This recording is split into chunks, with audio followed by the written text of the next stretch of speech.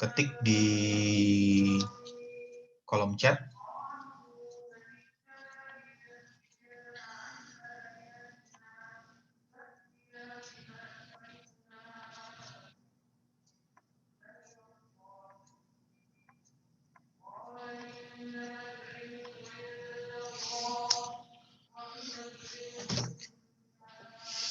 Berikutnya ini adalah energy equation. Energy equation ini berfungsi mengaktifkan persamaan energi untuk proses perpindahan panas. Kalau dilihat di model yang akan disimulasikan, di sini menampilkan kondisi batas yang berbeda. Jadi ada kondisi batas saluran masuknya itu 20 derajat Celcius, lalu di saluran keluarnya 40 derajat Celcius, berarti ada perpindahan panas. Nah inilah yang perlu diaktifkan energi equation. Kalau misalkan fluidanya sama temperaturnya ya nggak perlu mengaktifkan persamaan energi.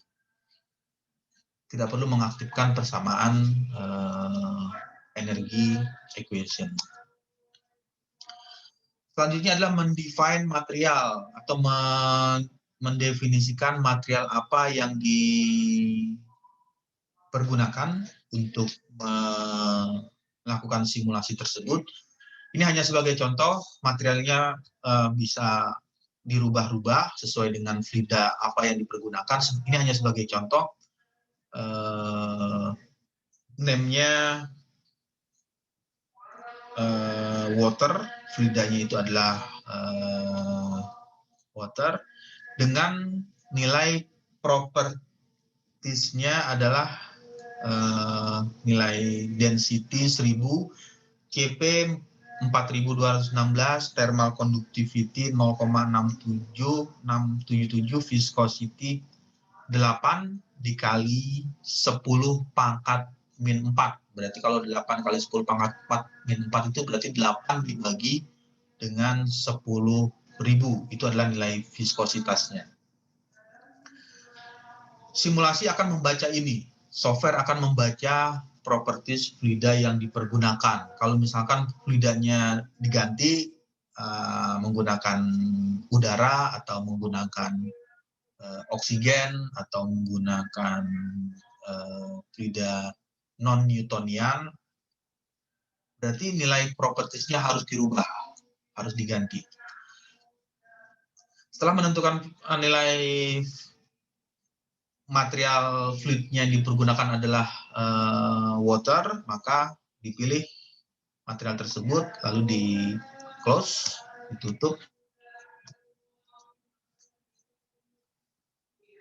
Di kondisi selanjutnya adalah mendefinisikan kondisi batas atau bisa ditulis dengan nama lain boundary condition. Boundary itu adalah batas, condition itu adalah kondisi batas. Kenapa dia harus dibatasi? Karena kalau misalnya ini simulasi ini tidak ada batas, ya nggak akan selesai hitungannya. Jadi kalau ini diteruskan, ini kan pipa ini kan hanya dipotong sebagian, dipotong di bagian sini dan dipotong di bagian sini. Aktualnya sebenarnya ini masih ada terusannya lagi, kelanjutannya. Jadi kalau ini dipanjangkan ini ada pipa lagi kalau sesungguhnya. Terus di sini masih ada pipa lagi yang panjangnya berapa meter atau berapa sentimeter. Di sini juga masih ada terusannya lagi. Tapi yang ingin diamati atau yang ingin dilakukan analisa itu hanya di bagian ini. Jadi ini dilakukan pemotongan. Inilah yang dimaksud dengan kondisi batas. Jadi dibatasi batasnya titik-titik ini, batas garis putus-putus ini adalah batas yang dimaksud dengan boundary condition, kondisi batas tersebut.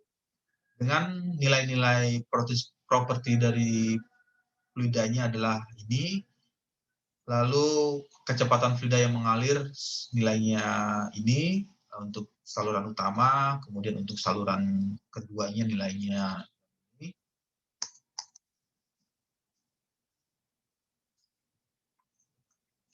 Di sini di contohkan ini bisa dirubah-rubah ya untuk fluidnya yang dipergunakan di sini.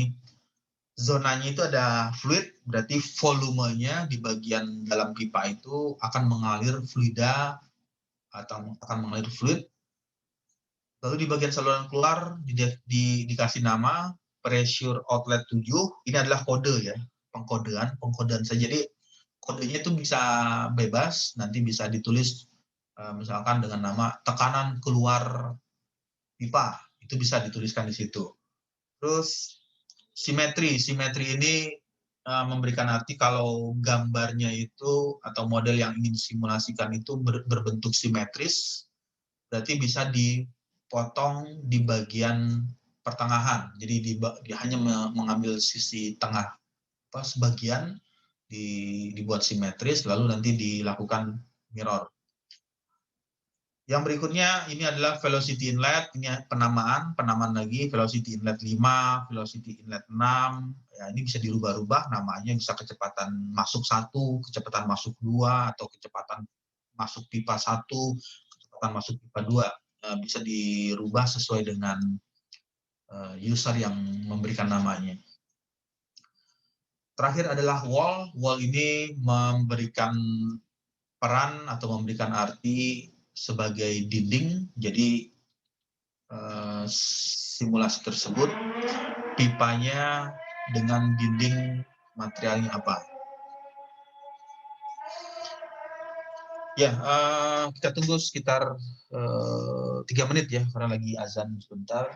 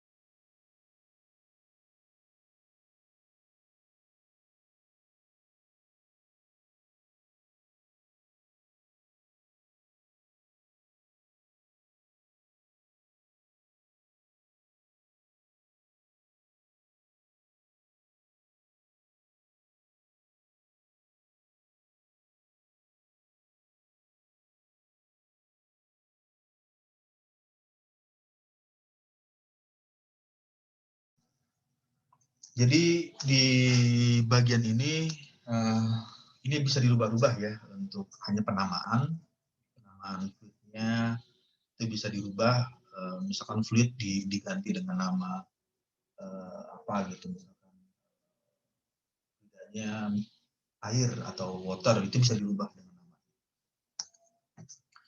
Sebagai contoh yang selanjutnya, ini hanya contoh, nanti bisa dirubah-rubah. Di bagian ini didefinisikan untuk kondisinya menggunakan fluidanya adalah ini water dalam bahasa Inggris, air artinya. Lalu di sini tertulis ini tidak diaktifkan ya, porous zone, laminar zone, source term, fixed value. Ini dinonaktifkan. Jadi pada saat memilih ini salah satunya ada yang diaktifkan, yang perlu diketahui oleh user atau yang menggunakan simulasi, mengetahui maknanya dulu. Jadi misalkan poros zone atau zona yang berpori, bagian mana yang berpori ya, di simulasi tersebut. Jika tidak ada yang berpori, berarti tidak perlu diaktifkan. Kalau misalkan ini diaktifkan, nanti simulasi tersebut mengasumsikan pipa ini adalah pipa di dalamnya itu ada saringan berupa misalkan ada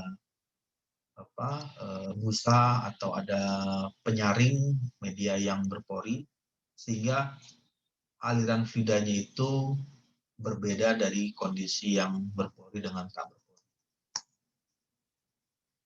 Ini yang perlu diketahui dulu, apakah kondisinya porous zone, laminar zone, source term, fixed value. Selanjutnya setelah itu ditentukan, mengasumsikan di sini ada rotation axis origin, rotation axis direction. Jadi ada di sini diisi ditulis 0, 0, 0, ini 0, 0, 1. Nah, di aksis Z, sumbu Z itu dikasih nilai 1, artinya terjadi rotation atau terjadi putaran di aksis Z, di sumbu Z-nya. Cara mengetahuinya ya lihat lagi ke gambar drawingnya. Gambar drawingnya itu ini. Nah, ini ada gambar drawingnya. Ini adalah Y vertikal, kemudian ini adalah arah X yang horizontal, Z-nya itu masuk ke dalam ya, ke dalam atau keluar dari gambar.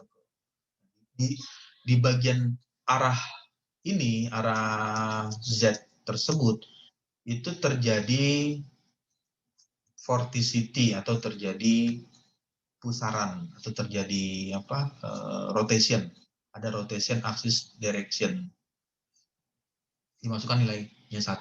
Diasumsikan 1. Tapi kalau misalnya dia tidak mengasumsikan tidak ada nilai rotation, berarti ini diisinya 0 semua. 0, 0, 0, 0, 0, 0. Jadi Z-nya diasumsikan 0. Yang berikutnya di velocity inlet ada nilai 0,4. Berarti 0,4 ini menjelaskan nilai ini. Ini adalah 0,4 meter per second. Jadi kecepatan yang masuk di saluran utama nilainya 0,4 dengan ketentuan 0,4 itu bergerak ke arah aksis X atau mengalir atau berjalan ke arah sumbu X, kemudian dia akan berjalan atau bergerak ke arah Y dan bergerak lagi ke arah Z 0,4. Berikutnya nilai turbulent intensity 5%, dimasukkan 5%, hydraulic diameter 4 in. Nah, di sini ada nilai 4 in ini adalah ininya nilai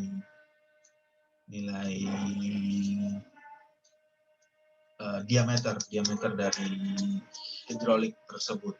Hidrolik diameter nilainya 4. Velocity inlet 293,15 dengan satuan K, Kelvin. Ini harus dikonversi dulu. Berarti kalau ininya satuannya adalah derajat Celcius, 20 derajat Celcius itu berapa Kelvin? Itu kalau dikonvert nilainya adalah 293,15 K, 15 Kelvin. 293,15 Kelvin. Setelah ini sesuai dengan kondisi yang mau disimulasikan, baru nanti dipilih klik OK, dan OK. Dan selanjutnya menentukan atau mendefine tekanan keluar, pressure outlet, tekanan keluar.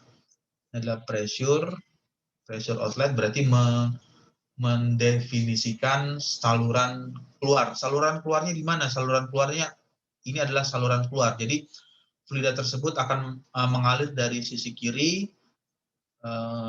mengalir seperti ini, kemudian dari bawah mengalir dan akan keluar di bagian ini. Akan keluar di bagian ini. Didefinisikan dengan kondisi seperti ini.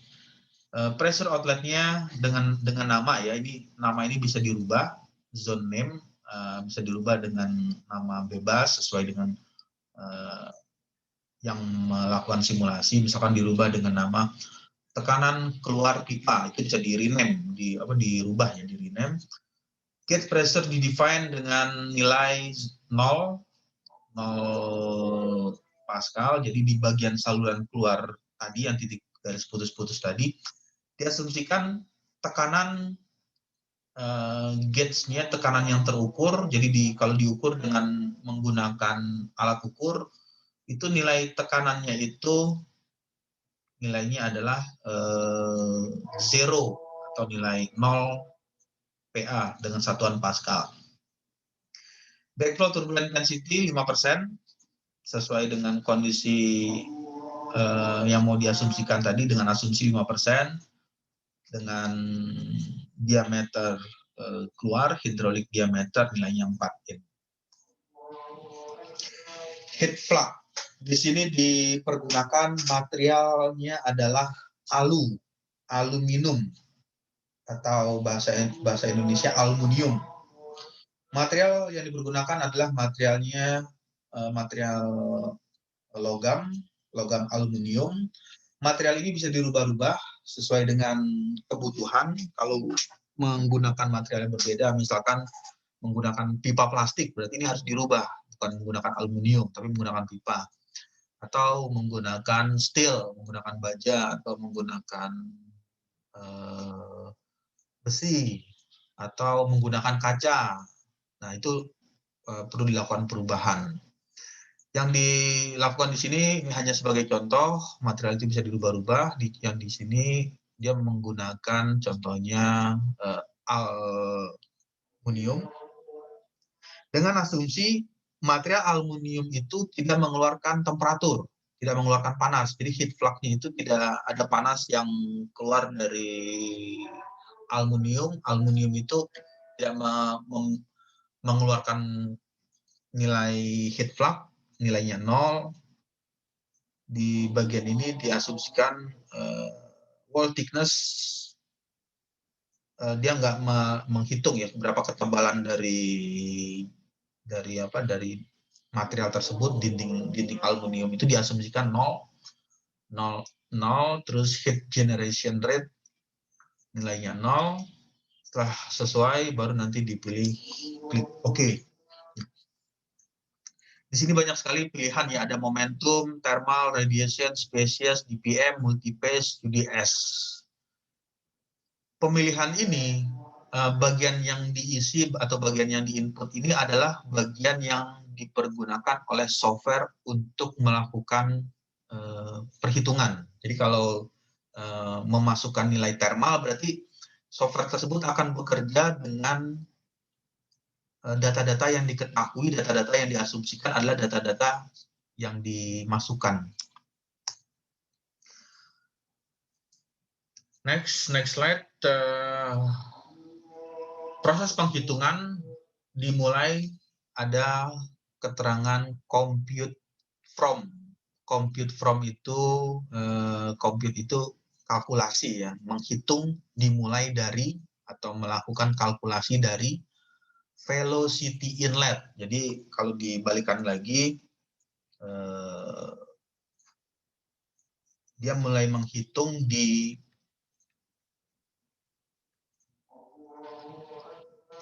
velocity inlet. Velocity inlet di mana posisinya ada di sini. Software berarti akan menghitung simulasi. Asumsi awal diasumsikan 0,4 dengan nilainya uniform. Maka dia akan menghitung dari sini 0,4. Jadi kalau digambarkan, nah di sini ada fluida yang masuk dengan kecepatan 0,4. Lalu software akan menghitung berapa nilai perubahan kecepatan yang terjadi. Jadi software akan menghitung berapa perubahan kecepatan yang terjadi di titik-titik ini atau di node-node yang ini. Jadi kalau ini dimasukkan ini 0,4, ketika fluida tersebut mengalir, apakah nilainya masih 0,4 atau kurang dari 0,4? Yaitu software yang akan melakukan hitungan. Terus dia akan hitung, dan ini juga melakukan hitungan yang serempak yang bersamaan, ya, yang dikenal dengan persamaan Navier-Stokes, persamaan Navier-Stokes. Proses hitungan yang dilakukan secara simultan, jadi ada persamaan turbulen, kemudian ada persamaan momentum, persamaan perpindahan panas, terus ada persamaan kalau tadi mengasumsikan dinding pipanya itu adalah aluminium, tidak mengeluarkan panas, berarti dia hitung juga, itu ada model matematikanya, dia hitung secara simultan, secara bersamaan, sampai semua not tersebut terhitung selesai, baru mencapai nilai konvergen. Nanti di next slide kita bisa lihat seperti apa grafik iterasi yang konvergen. Ini adalah yang tadi wall. Nah, ini compute from, dia hitung dari sisi masuk. Ini nilainya 1,2, 0,399, Z-nya diasumsikan 0. Ya, terus introduction. Number of iteration diperkirakan, ini hanya perkiraan 150. Jadi user atau yang melakukan simulasi memperkirakan software tersebut atau simulasi tersebut akan konvergen di perhitungan sebelum 150 atau tepat di angka 150.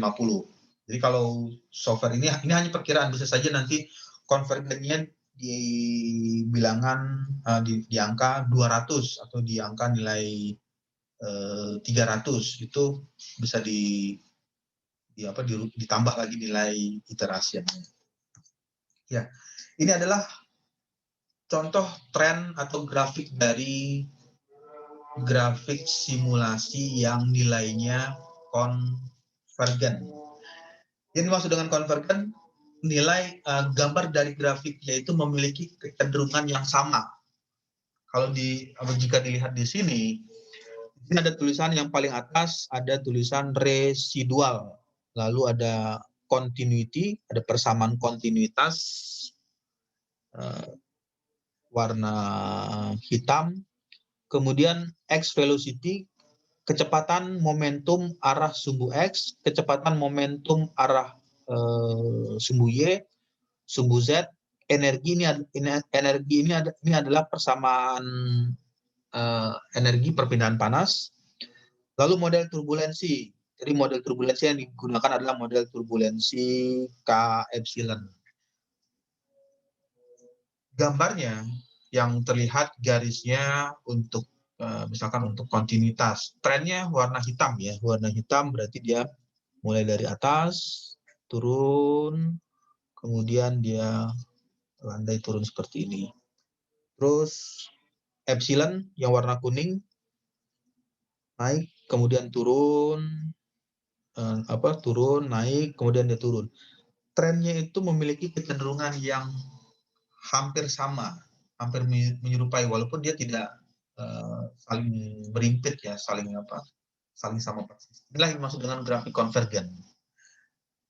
Kalau grafik yang divergen, grafiknya akan berbeda. Yang satu, misalkan energinya ini yang lain, yang grafik yang lain itu turun, tetapi energinya ini arahnya itu ke atas, atau arahnya itu dia naik, kemudian tidak mengalami penurunan, tapi dia naik turun, dia naik kembali, terus naik turun. Nah, itu adalah kondisi yang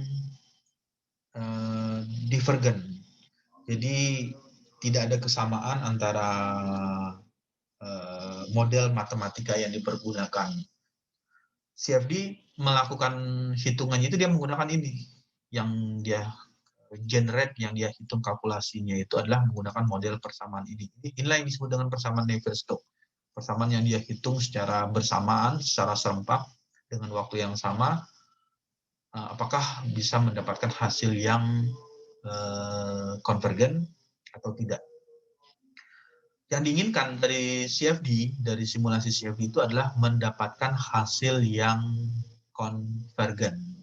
Hasil yang konvergen yang diinginkan dari hasil simulasi CFD. Lalu yang jadi pertanyaan lagi, kalau misalkan iterasinya itu yang tadi diasumsikan 150, tadi di sini ada 150, bagaimana kalau hasilnya untuk konvergennya itu 200? Ya berarti nanti diklik lagi di sini, diklik lagi, diiterate lagi, dihitung lagi sampai dia mencapai nilai konvergen. Nanti dia di software tersebut akan memberikan keterangan simulation is convert, simulation telah convert, telah konvergen nilai yang diperolehnya.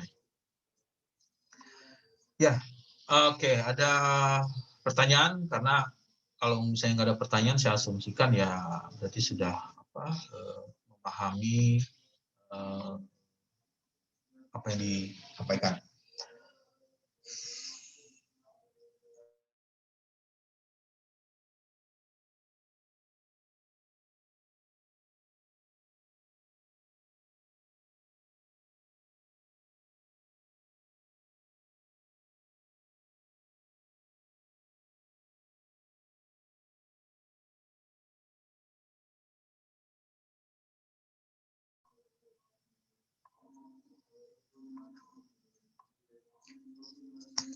Ya, dilanjutkan lagi, ini adalah grafiknya. Itu ada grafik yang tadi grafik konvergen, yang ini adalah grafik mass weight average. Jadi grafik rata-rata massa yang mengalir, average.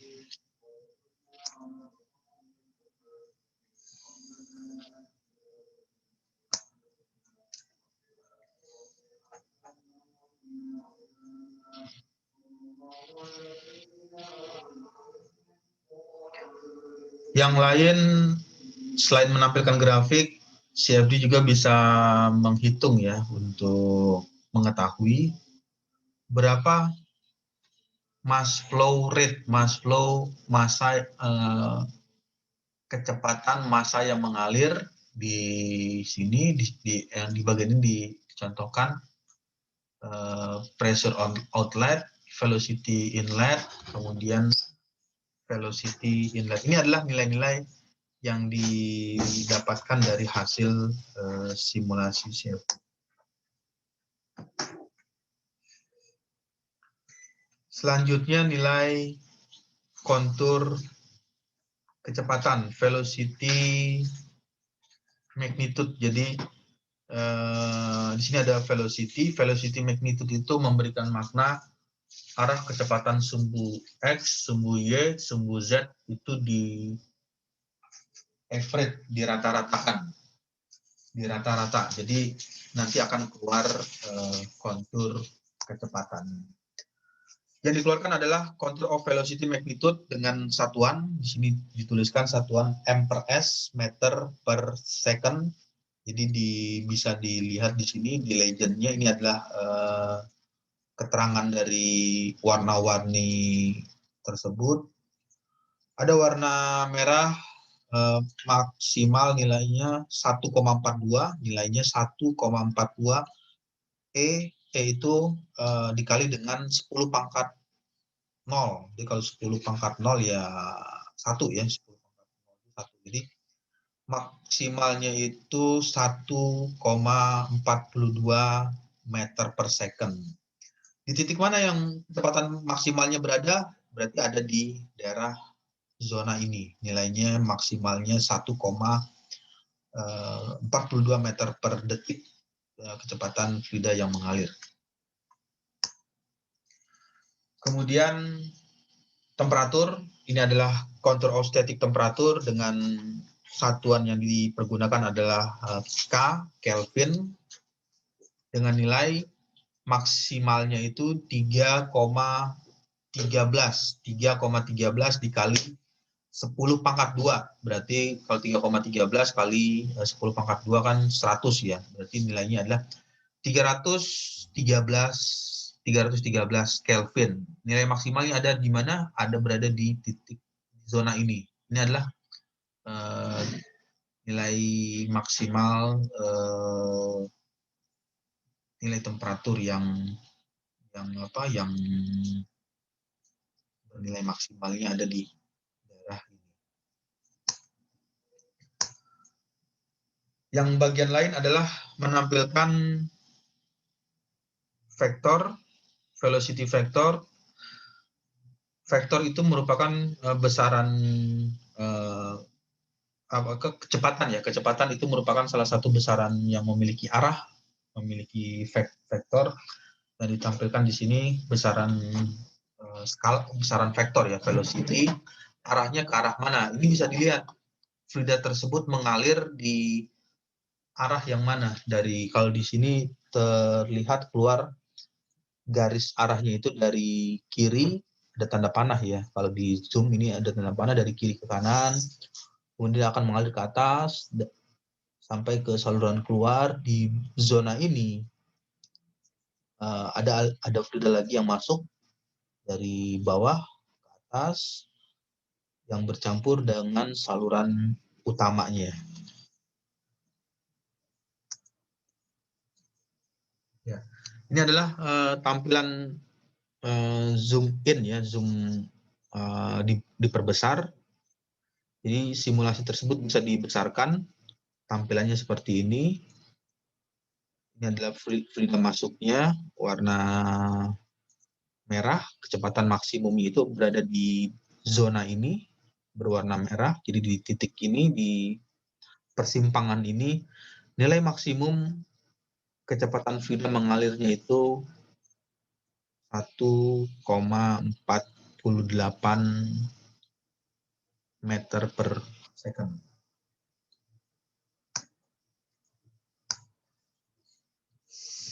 Ini hanya opsional atau tambahan ya untuk melakukan post processing. Jadi di CFD itu bisa banyak sekali yang dilakukan, bisa menampilkan tampilan tampak atas atau tampak belakang, back, bottom, front, isometric, left, right, top. Nanti bisa dipilih sesuai dengan zona mana yang ingin dilakukan analisa.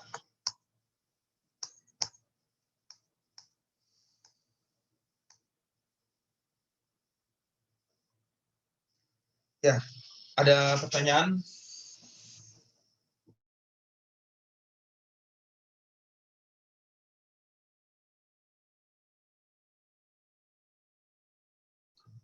Oke, kalau tidak ada pertanyaan, karena waktunya sudah berakhir ya, kita sampai jam 3.30 untuk mata kuliah aplikasi CFD. Kita ketemu lagi di minggu depan, di Selasa depan dengan jam yang sama.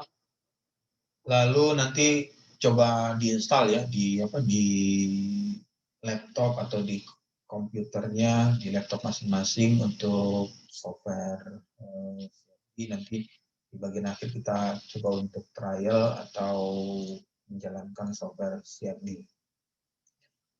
Oke, baik. Sebelum kelas berakhir, ada pertanyaan? Kalau tidak ada pertanyaan untuk virtual Zoom online-nya, saya akan tutup. Oke, tidak ada pertanyaan. Kalau tidak ada, saya ucapkan selamat sore. Wassalamualaikum warahmatullahi wabarakatuh. Waalaikumsalam. Pak. Waalaikumsalam warahmatullahi wabarakatuh. Terima kasih, Pak. Terima kasih, Pak.